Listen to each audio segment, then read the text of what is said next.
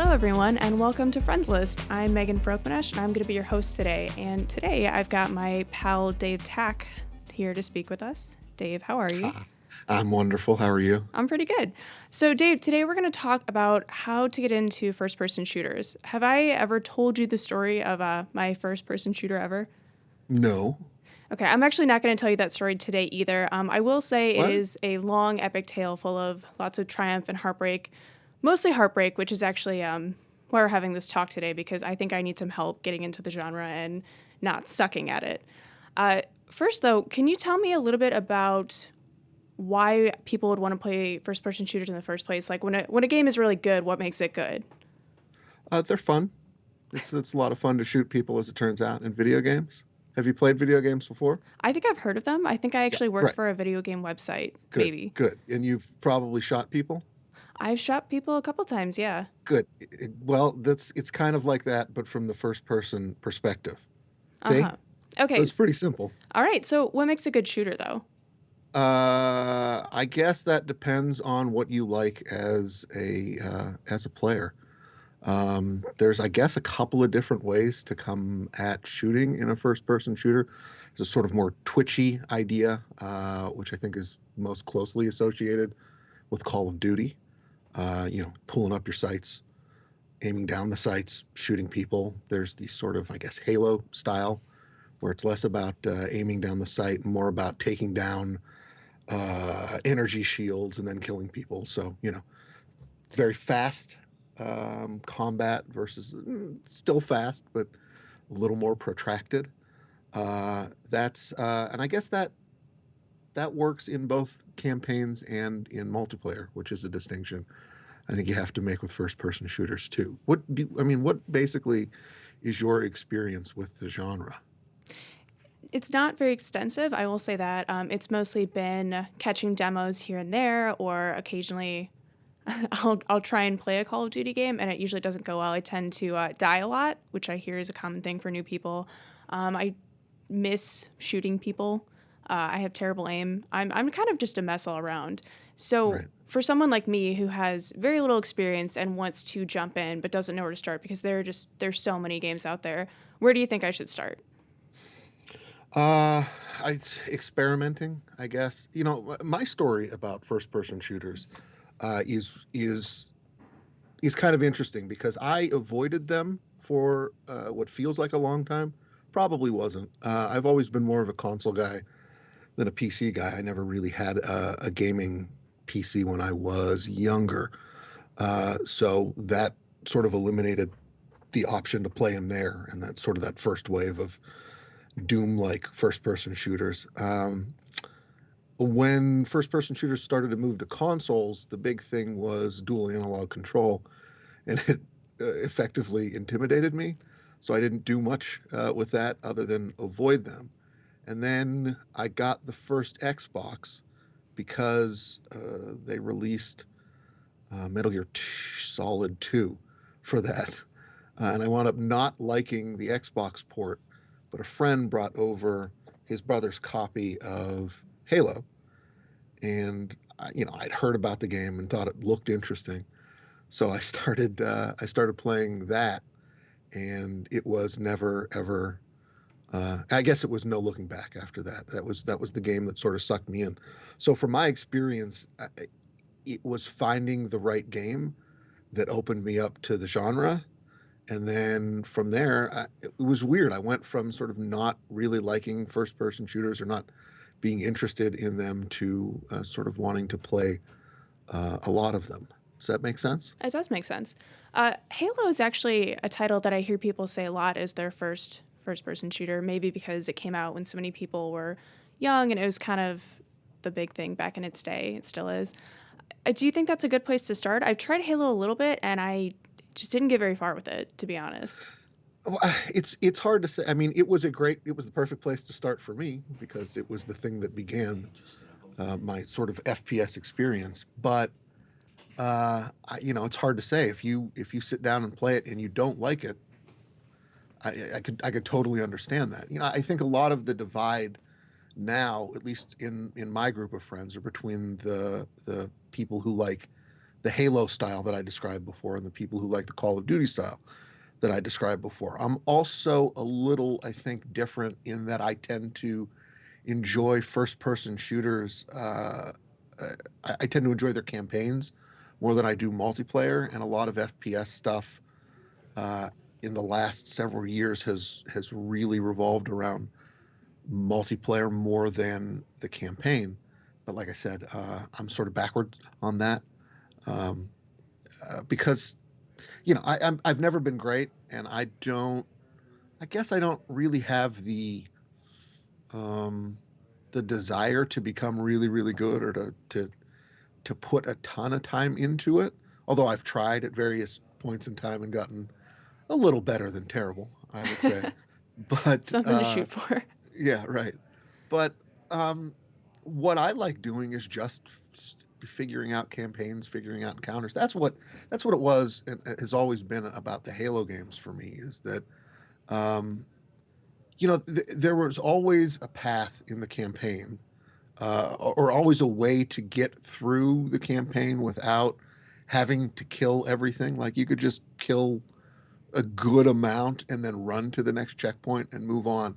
But in, I don't know, 2002 or whenever I started playing the games, uh, I always felt like I wanted to do everything. Like every sort of level and every sort of um, section in every level was this little puzzle that if figured out how to play right, I could clear and then move on to the next section. That's the stuff I like the most.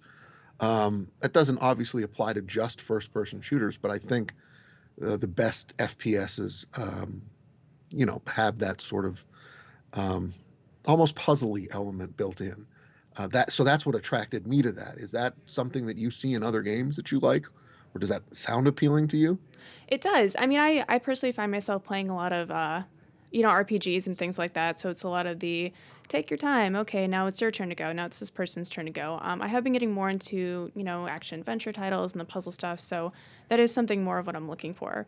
Something that people have said to me on Twitter about this topic is that I should try playing with other people and giving some kind of co-op campaign a go. Do you find yourself playing with other people a lot, or do you typically go it alone?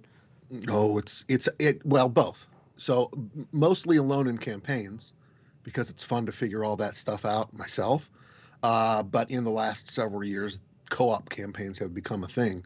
So gathering a group of friends to sort of go, crank something up to its hardest difficulty and make your way through that together is also a lot of fun. I think the same thing for me applies to playing multiplayer. I think first-person shooters have a well-earned reputation for attracting a lot of, I guess, trash-talking jerks, maybe That is kind of online. what I'm afraid of. I typically avoid online games because I know with shooters anyway, I'm really bad at them, and so I have the feeling that I'm going to get on there and get totally slaughtered. Uh, It's not, yeah, yeah, I guess, that's which not is out of the not question. totally inaccurate, but something somebody asked is how, as a new player, do you deal with griefers who are really just out there to get you? How do you power through that frustration and keep going? I play with friends, first of all. So, if you can get a bunch of friends together who are, it's one of the reasons why it's fun to buy a game when it just comes out because it's part of what everybody's talking about and what everybody's excited to play. So generally, I've played with my friends and not had to worry so much about, people on my team being jerks. And there are very easy ways to mute people if you don't want to hear them and if they are being jerks. So I've taken advantage of that too. But that's a culture sort of thing that I don't think anybody likes except the people who actually do it. But I don't. Just because there are jerks shouldn't drive you away from the game if you're having fun with it. And the other thing is, like, you're not going to avoid somebody killing you and being excited I about can it hope. because right. Well, but like kind of the point is you're going to get killed a bunch, and you're going to want to be killed less, and the only sort of way to figure out how to do that is to keep playing and to keep getting better, and maybe coming around and killing the guys who killed you. Okay, so dying is just kind of part of the fun. It's something you used to. I don't know if it's fun ever. but it's certainly a motivation. But dying less has certainly been a motivation for me, and trying to figure out, the little secrets. Like, well, every time I die, I try to figure out, well, what could I have done to not die, and how can I have gotten better? And then you learn things over the years that apply to whatever games. One of the simplest things. Somebody said this on Twitter. It was absolutely right. Although they were talking about more PC than console, where I spend most of my time, is just the idea that like my instinct for years was to aim with the right stick, which moves your head around, Uh-huh. and that is the worst way to aim on an FPS Oh no, on a console. that's You totally want what to I do. Why is that wrong? because it's not accurate enough. It Oh. is much easier to move your feet than your head. Is the way that I think about it. So if you're trying to sort of track a guy as he's moving, and you're trying to aim with your gun and your head at the same time, you'll have a lot easier experience, and probably a lot more successful if you move your feet instead of your head. But that took So me forever to figure out. so my tactic of running in a straight line and trying to shoot people is probably not the best then. It's no, not so much. Somebody told me I need to No. strafe more, and I guess I don't do enough strafing. Right. Well, there's two things that work there, right? If you're running a beeline toward the person who's shooting you, you're going to make it a super easy target that actually gets bigger I'm trying to be as they intimidating. keep I'm trying shooting to you. show that I am not going to play chicken with you. I'm just going to kill It's you. not. I usually No, I lose see, that game of chicken though. I lose every yeah, time. I imagine you would. So, you're also going to give yourself, you're also going to give the person who's trying to kill you a harder time, because you're moving left or right or whatever. In Halo, there's a very, in all of the Halo games, I think all of them anyway, there's a telltale sign that you are doing well when you shoot somebody. It's a sci-fi game. They have energy shields, and they pop. There's a visual, like actual pop when the energy shield pops, and then you're basically just shooting against their armor, and they're going to die soon. So there's like a dance in there where you're trying to shoot them to pop the armor, and then as soon as the armor pops, you want to unload on them. But if you take too much time, if you're missing a lot of shots, when you pop the armor, you might not have enough ammo left to finish them off. So there's all these little tricks that you learn in games, which allow you to become better. But like it took me, like I said before, forever to sort of figure these things out, and I only figured them out after a bunch of dying and saying, well, why? Like, why did that happen? I mean, you can take the other tactic where you just call everything that happens BS. It's Say, the controller's fault, all of it. clearly I killed that guy. Or, come on, like you can treat every death like that, but I'm not entirely sure how that makes you better. Okay. So what are you playing right now, and why haven't you invited me to play?